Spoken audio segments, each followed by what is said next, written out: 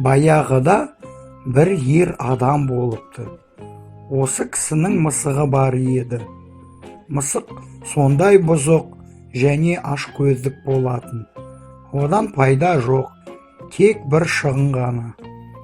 Ақыры ер адам шыдай алмай мысықты ұстап алып орманға апарды. Қайтып оралмас үшін оны әр қарай орманның ішіне апарды. Сөйтіп, әлгі адам орманның ішінде өзі қорқып кетті. Тез мысықты лақтырып үйге жүгірді. Сол уақытта бір түлкі өтіп бара жатып қапты көрді. «Не бар екен осы қапта?» ойлады түлкі. Қапқа жақында бір тепті, иіскеді. Мысық қорқып, дірілдеп, қаптың ішінде жатыр. Түлкі қаптың аузын ашқанда мысық шабуыл жасады. Мысық пен түлкі бір-біріне қарап, екеуі де қорқады, бірақ бір-біріне өте қызықты.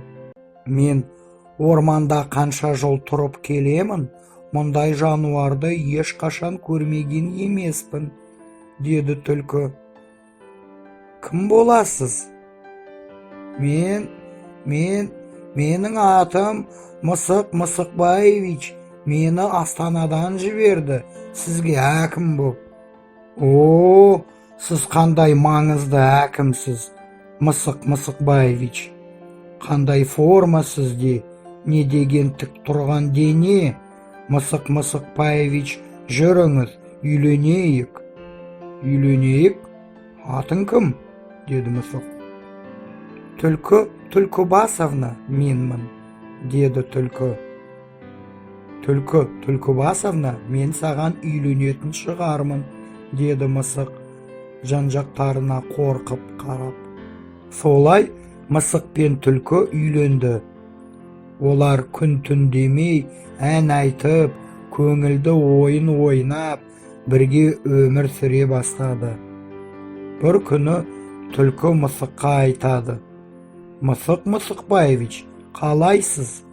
Ашсыз ба?» «Ашпын», деді мысық. «Жарайды, сіз үйде отыра тұрыңыз, ал мен барып тамақ алып келейін.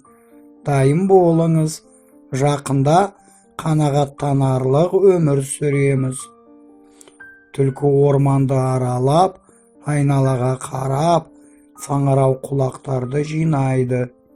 Кенет қасқыр келеді. «Сәлем, түлкі әпке, не іздеп жүрсіз?» «Мен саңырау құлақ теріп жатырмын. Мысық Мысықбаевич оны өте жақсы көреді. Оны Астанадан бізге әкім боп жіберді. Мен бұрын түлкі қызы едім, ал қазір әкімнің әйелімін. Оған қарауға болады ма?» деді қасқыр. «Болады, бірақ сен балық пен жейтін етінен сыйлықтар жинап, орманның шетіне қоя сал, және өзің бір жерге тығылып қал. Мүмкін Мысық Мысықбаевич сені байқамай қалады. Ол менде кішкентай болса да, мінезі өте қатал. Оған ұнамаған нәрсені бәрін бірден ұсақ-түйекке жыртып тастайды». «Ұсақ-түйекке ме?» деді қасқыр. Ал түлкі желелерді жинауға кетті. «Аманбысың, түлкі, сен неге менің желелерімді жинап жатырсың?» деді қабан. «Мен өзім үшін емеспін, күйеуіме Мысық Мысықбаевичқа жинап жатырмын». «Қандай күйеу сенде? Жалғыз емессің бе? Бізге әкім боп Астанадан жіберген оны». «Ей, түлкі, мен сенің әкіміңді көргім келеді». «Көргің келсе, сен балық пен жейтін етінен сыйлықтар жинап, орманның шетіне қой, және өзің бір жерге тығылып қал. Мүмкін Мысық Мысықбаевич сені көрмей қалады. Ол менде кішкентай болса да, мінезі өте қатал. Оған ұнамаған нәрсені бәрін бірден жыртып тастайды.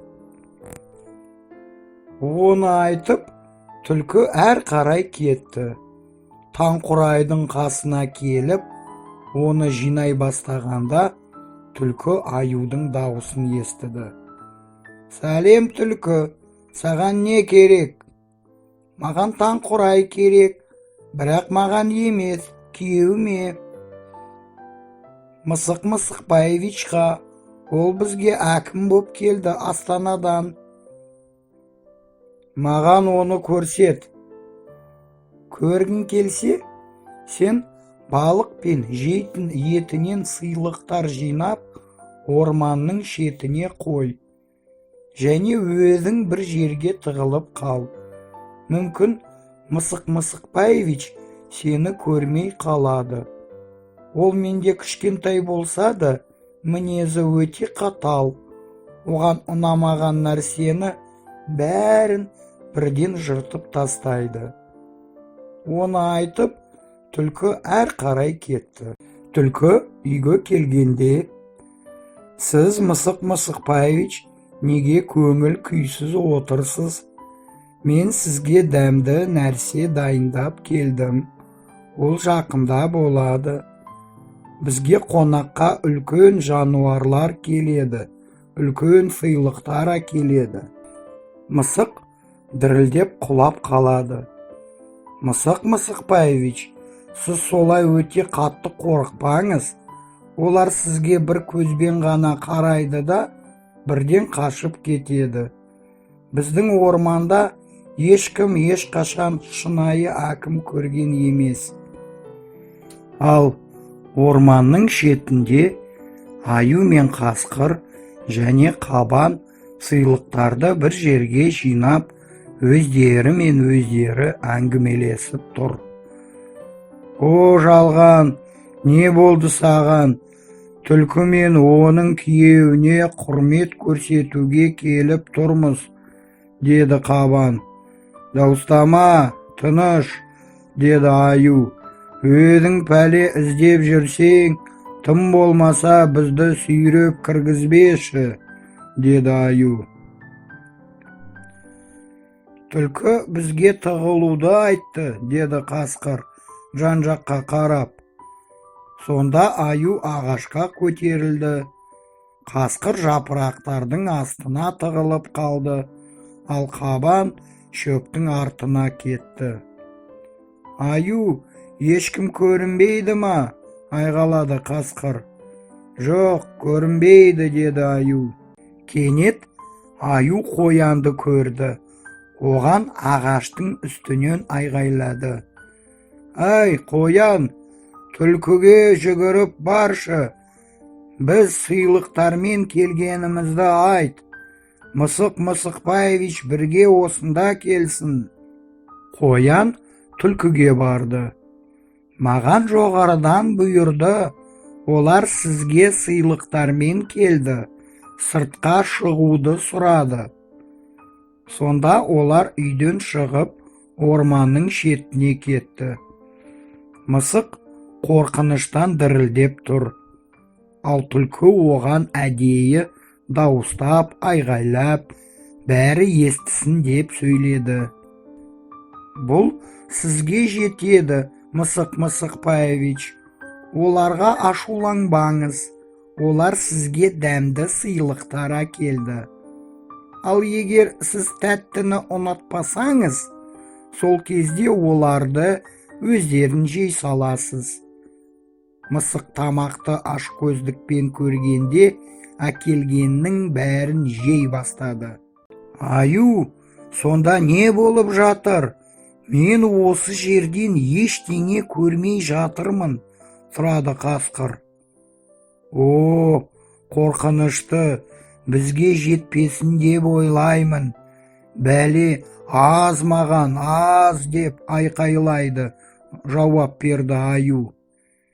«Мен мұны өз көзіммен көруім керек», деді қасқыр, қозғала бастап, шыдай алмай. Мысық жапырақтарда бірдеңенің қозғалып жатқанын көріп, оған шап берді. Қасқыр қорқып, орнынан секіріп, ағашқа өрмелеп, аюды іліп алды. Аю өзіне шабуыл жасап жатыр деп қорқып, тығырыққа тіреліп, тура қабанның үстіне құлап кетті. Сондықтан олар үшеу қорқып, сасқалақтап, орманға қашып жүгірді. Ал түлкі олардың артынан жүгіріп айқайлады: «Қашыңдар, қашыңдар!» «Сіз оларға қандай соққы бердіңіз, Мысық Мысықбаевич, көпке дейін есте қалады». Содан бері мысық пен түлкі қанағаттанып, тойып өмір сүре бастады. Жануарлар келіп, сыйлықтар әкеледі. Барлығы жаңа әкімді қарсы алғысы келеді.